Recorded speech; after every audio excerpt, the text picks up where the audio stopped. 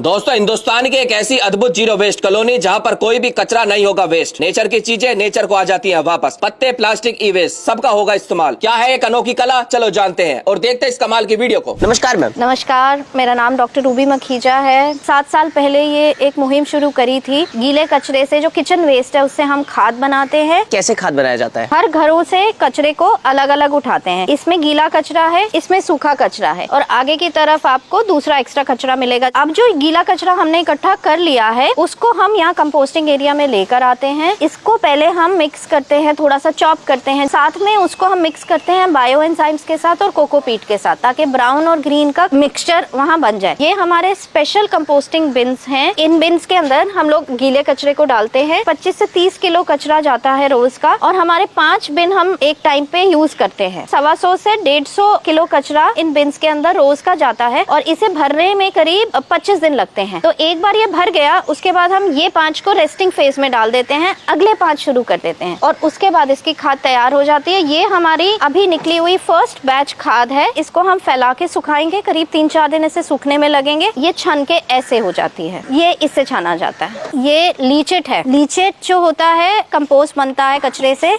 तो ये लीचेट निकलता है, फर्टिलाइजर होता है। कि इसको हम 30 गुना पानी में मिलाते हैं और इसको फिर पार्कों में डालते हैं। तो ये एक सुपर्ब फर्टिलाइजर है। कितने दिन का प्रोसेस रहता है पूरा मैम? आप 25 दिन भरने के, 25 दिन रेस्टिंग के, 50-55 दिन के अंदर आपको उसी की खाद मिल जाती है। खाद रेडी होने के बाद आप देख रहे हैं हमने यहाँ स्टोर करी हुई है, करीब 10,000 किलो खाद आपके सामने है। इसको हम फिर हमारे रेजिडेंट्स जिनको अपने गमलों के लिए, अपने छत के टेरेस गार्डन्स के लिए, अपने फार्म हाउसेस के लिए चाहिए होती है, वो यहाँ से खाद लेते हैं। इसके अलावा हमारे हर पार्क के अंदर आप देखें कि इस तरह के लीफ कंपोस्टर्स लगे हुए हैं। ऐसा लीफ कंपोस्टर हमने यहाँ लगाया। ये पत्तों को इकट्ठा करता है ताकि पत्ते भी कोई वेस्ट नहीं है। पेड़ गिरे हैं पीछे आंधी से, हमने ये भी इकट्ठे कर लिए हैं। इनको भी हम श्रेड करते हैं, इन्हीं लीफ कंपोस्टर्स में डाल के, उससे भी हम इसकी खाद बनाते हैं। ये हमारी कॉलोनी का सबसे बड़ा कूड़ेदान था। तो 8 साल पहले यहाँ पे कचरे से ये भरा रहता था। इसको हमने एक RRR centre, reduce, reuse, recycle centre, पुराने कपड़े, जूते, खिलौने, फर्नीचर, गैस सिलेंडर, बर्तन जो उन्हें नहीं चाहिए वो इकट्ठा करते हैं, वो हम दे देते हैं आगे एनजीओज को।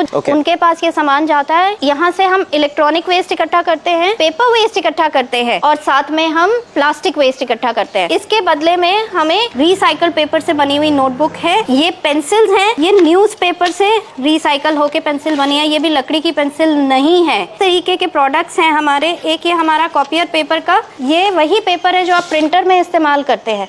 ये भी रिसाइकल पेपर से बना है। कोई पेड़ नहीं कटा इसमें और एक रिम 68 लीटर पानी बचाता है और 4.5 किलो लकड़ी बचाता है। ये सब जो मटेरियल है ये हम इलेक्ट्रॉनिक और पेपर वेस्ट के अगेंस्ट जो हम हैं, ये हम स्कूलों में, ऑफिसेज में देते हैं। ये प्लास्टिक हम रिसाइकलर को देके इस तरीके के बेंचेस, कलेक्शन बॉक्सेस, टेबल्स, ये हमें रिसाइकलर देते हैं। पिट आपको दिख रहा है, पहले हम इसमें अपनी किचन वेस्ट से खाद बनाते थे। अब हमने जब से वो बंद किया है और उधर शिफ्ट किया है, अब ये पत्तों के लिए हम यूज करते हैं। पतझड़ में इतने पत्ते होते हैं कि हमारे लीफ कंपोस्टर भर जाते हैं, तो उस समय हम लोग इन पिट्स के अंदर ये डाल देते हैं। मैम, हमने आपकी कमाल की सोसाइटी देख ली, पर अगर किसी व्यूअर को आपसे कांटेक्ट करना हुआ कैसे कर सकता है? ये मेरी कॉन्टैक्ट डिटेल्स हैं, आप व्हाट्सएप कीजिए। हो सकता है मैं पहली बार में फ़ोन ना उठा पाऊँ, तो बेहतर है कि आप इस नंबर पे व्हाट्सएप कर दीजिए।